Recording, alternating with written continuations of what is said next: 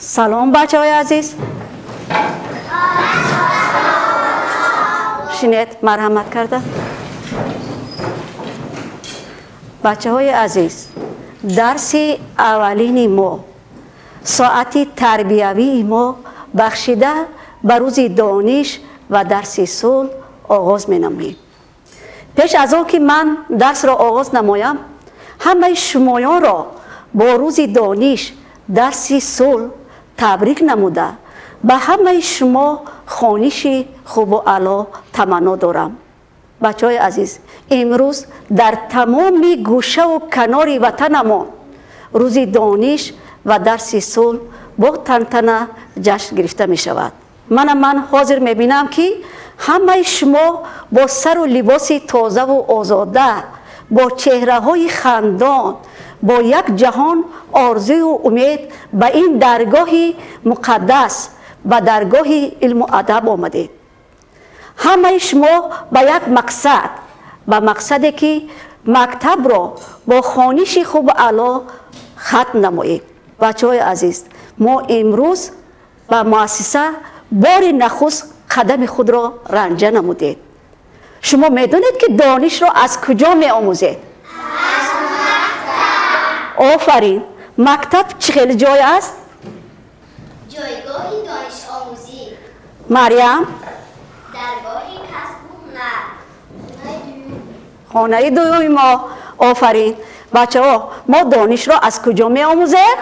از بیا شعر درباره مکتب میگویم. بیایید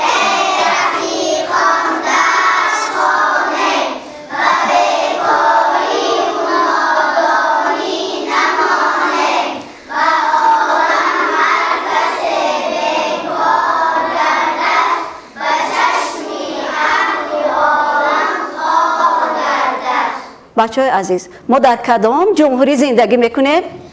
جمهوری تاجیکستان. پایتخت جمهوری تاجیکستان؟ شهر دوشنبه. آفرین. درباره وطن شعر میدونی؟ بله. کنی مخصومه درباره وطن شعر میگویم؟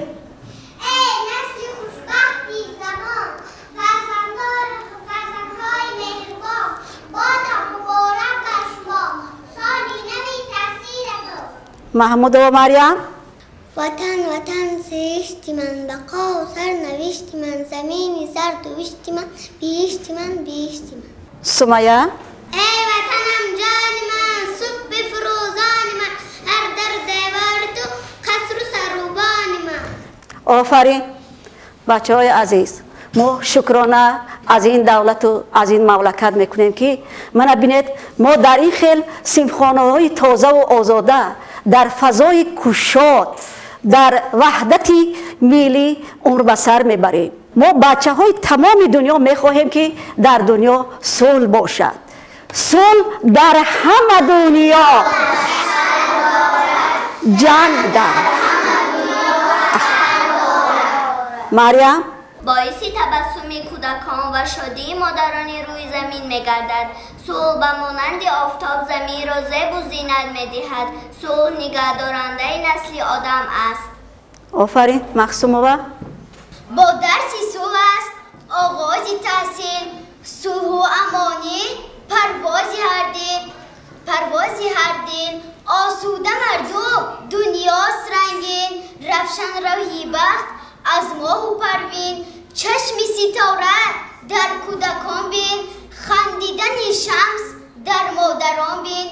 گویی چون باغ است این گاه دبستان، استاد و شاگرد خوشبو گلی آنجا که صلح است امن و امانی است، ارمان سبزه در زندگانی است. آفرین. صحابه؟ خانه امید دنیا کشور پهناور و بختاورم، این سعادت سبقت دنها بدم، حافظ آزادی بحر و برم. صلح بهار آورد، رونق و شادی و باران آورد. صلح بود شرشره جوی آب، صلح دهد حسنی پر از آب و تاب. آفرین. ما بچه های تمام دنیا میخواهیم که آسمان ما صاف و بی‌غبار باشد، در روی عالم صلح پایدار باشد. بنابراین بیاید صلح را از جنگ فرق میکنیم. اگر در دنیا صلح باشد چی میشود؟ معصومه؟ خرسندی. آفرین. باز چی؟ آبادی، آزادی. آفرین. بچه اگر در دنیا جنگ باشد چی؟ جنگ باشد؟ خانه سوزی. باز که جواب میتید؟ ظریف زاده؟ اشک کودکان. اشک کودکان.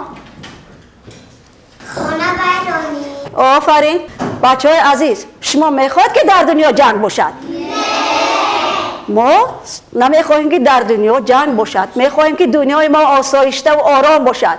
میسرایم صلح را در ساز صلح تا شود دنیا. پر از آواز صلح. آفرین. امام علی رحمان باشد فخر تاجیکان، نام خلق تاجیک را تابنده کرد جهان. از زیبا سخن کرد آبادی وطن کرد، پرچم سرخ دزدید از شوری وطن کرد. آفرین. روزی که به تخت آمد اسماعیل سامانی، چون اختر بخت آمد از عالم نورانی. ظریف زاده؟ بیاید ای رفیقان درس خانه، و بیکاری و نادانی نمانه، و عالم هر کسی بیکار گردد، و چشمی اهل عالم خار گردد. ای وطنم جان من، خار دوستان من، به تو جانوار قطعه بارون. وطن از دل ها می برآید غم، وطن آدم را می کند دادم بار و پری کس، وطن می باشد بختوری کس، وطن می باشد. بچه ها گفتیم که این چی است؟ کبوتر. چی خیلی پرنده است؟ پرنده ای دوست. باز چی خیلی پرنده است؟ با آدم. آفرین. پرنده است که با آدم دوست است. آفرین. تو را من می پرستم ای کبوتر، نگهبانی تو هستم ای کبوتر. کنید بچه های عزیز که درباره صلح شعر و سخن میدونن؟ کنی مریم جان با تخته سیب برو درباره صلح چی میدونی؟